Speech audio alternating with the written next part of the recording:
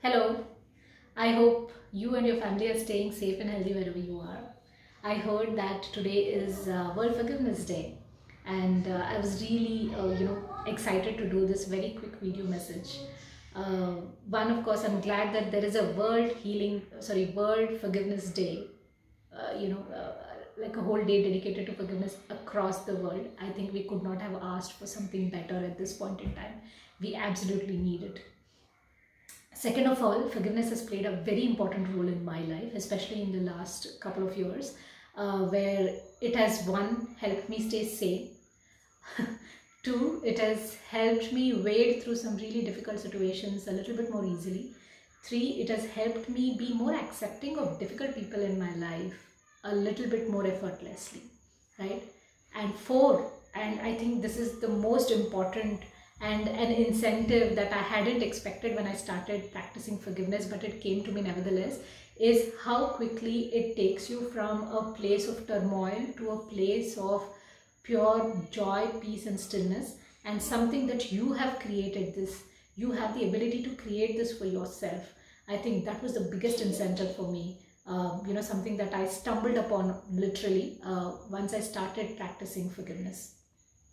And voila, there could not have been a better day and an opportunity for me to kind of just, put that out there, for those of you that might benefit from listening to this, right?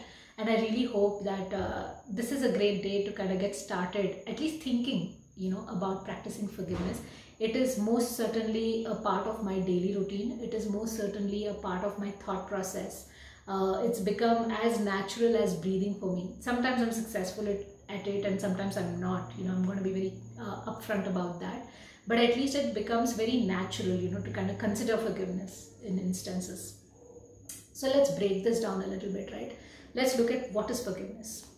On a day-to-day basis, there are people that that are part of your life. There are situations that and experiences that these people create. Some of them are pleasant, quite a lot of them are not pleasant. We tend to remember the not so pleasant memories strongly than good ones. Both good and bad experiences and the memory and the feelings that they generate cannot be sustained over a period of time. But I think habitually as humans, we kind of tend to hang on to the not so positive experiences for a little longer. So coming back to what is forgiveness, it is by choice letting go of these feelings of anger, resentment, bitterness, sadness sometimes towards these people that have caused us these emotions of pain, hurting and all of those, to by choice letting go of it. That is forgiveness. Why forgive, right? That is the second part of it. Why should we forgive people? And I think in a lot of our cases, some of those experiences are probably ones that do not warrant forgiveness, right? Even if you forgive that person might continue to pose a threat to you, or to your family and your loved ones even after the forgiveness has been done. So why should I forgive? I mean, we talk about criminals, we talk about cruel people, just intentionally mad at you all the time and things like that. So yeah, there could be people and cases that do not warrant forgiveness, but forgiveness really is for your own good. And also I think the other aspect of it that is really not focused upon much is the fact that most of our physical ailments are psychosomatic in nature. It is created by harboring all these not so pleasant feelings in our body for a very long period of time. Over a period of time, it starts manifesting as physical illness. Stress is a great example of that. And there's forgiveness to stress as well, by the way. So stress is a great example. It starts showing in different aspects, and I think these days we are more present to those possibilities than ever before. So yeah, that's yet again another reason why you should be practicing forgiveness, because forgiveness also leads to good physical well-being. It leads to good emotional, mental and psychological well-being as well. So there are multiple facets to forgiveness when practiced consistently on a regular basis. So that's the what and why of it. Let's quickly jump into the prayer itself, right? There's a forgiveness prayer and there is a way of going about it. One, you start with setting an intention to forgive another person. Now there's something very important that I want to call out here. I would advise that you get into the practice of forgiveness only when you are ready for it. What do I mean by that? Sometimes when these experiences happen, the feelings that it generates, the emotions that it brings about, like anger, hurt, pain, you have to give those feelings their due acknowledgement, right? You cannot rush through it. You cannot say, oh, okay, today I'm feeling pain, I'm just quickly going to get into forgiveness, and I'm going to get through this. No, there is a course that it needs to take. So make sure that you've spent enough time with those feelings, and not an eternity, right? Enough time is not eternity. So make sure you acknowledge every single one of those feelings, and you will know when you're ready to forgive. So that's very important. So you have to be absolutely ready to forgive before you get into the practice.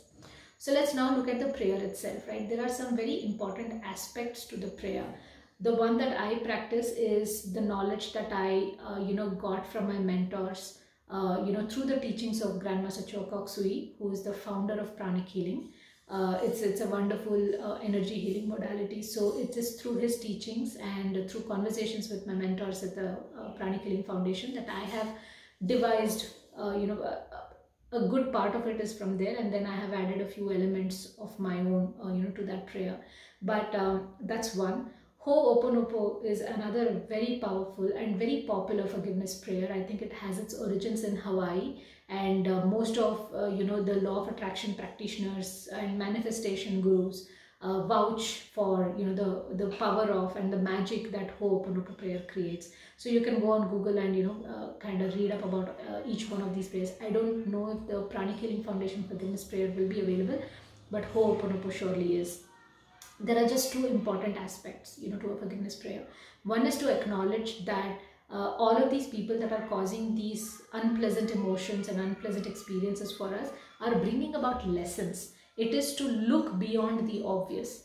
In that moment when you're fighting, let's say with your sibling or with your parent or with your manager or with your spouse or whoever it is, right? To take that as an opportunity and look at it as your chance to look beyond and treat that as your chance to practice forgiveness, right? Yes, they are being difficult, but here is your opportunity to go beyond that difficult situation and practice forgiveness and move forward. So that's one aspect of it. Every single person that crosses the path with you, and let's say walks a few steps of their life with you, they bring about these experiences, and they bring about an opportunity for you to forgive them. That's one aspect of it. Second, of course, is the fact that there's no smoke without fire, right? As much as it seems like they are doing something wrong, there is an element of you having contributed to that situation as well.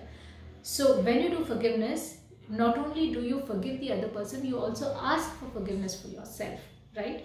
And the third aspect of it is to kind of pray for peace to prevail upon them, upon you, and between the two of you. So acknowledge that they're bringing you opportunities for forgiveness and healing. Give and receive forgiveness, and pray for peace and joy and love to prevail over them, to prevail over you, and to prevail between the two of you. I think these, in its totality, this is what a forgiveness prayer is all about. If you're interested, you can reach out to me personally and I can share with you what my forgiveness prayer is. But I'll also share a little bit about how I did it. For some really difficult instances that had kind of stirred me up from inside and almost taken me through a dark night of the soul, I vowed that I am going to do this forgiveness prayer, and I'm going to release myself of those heavy feelings. So I did it for 7 days at a stretch, 2 times a day, and every single time I would repeat the prayer 7 times. So 7 times in the morning, 7 times in the evening or night, for 7 continuous days is when I did it. And I did it for every single person that was a part of that experience. And I cannot tell you the feeling of relief. It was almost like this big heavy weight off my chest, kind of an experience. And then on, it became very easy to continue to smile and interact with those people and to bless them for having brought that experience for me. That really has been my tryst with the practice of forgiveness. So yeah, I hope this has helped. Do not jump into it because it's World Forgiveness Day. Sometimes you need to acknowledge and go through a certain, you know, go through those feelings for a certain period of time before you're comfortable and you've arrived at a place and possibility of forgiving. When you've done that, or when you've arrived at that place, I hope this message helps. If you're already there and if you're excited about, you know, practicing forgiveness and making it a part of your daily life, then PM me or share with me what you already do. You know, that's a possibility too. So share with all of us what you do already, and let's kind of continue to create a bigger wave of forgiveness for all of mankind. Thank you for joining me on this video. I hope I haven't bored you, and if this is of interest, I am happy to you know, share similar videos going forward on, you know, interesting topics. So let me know what you would like to hear about. Until then, thanks, and continue to stay safe and healthy.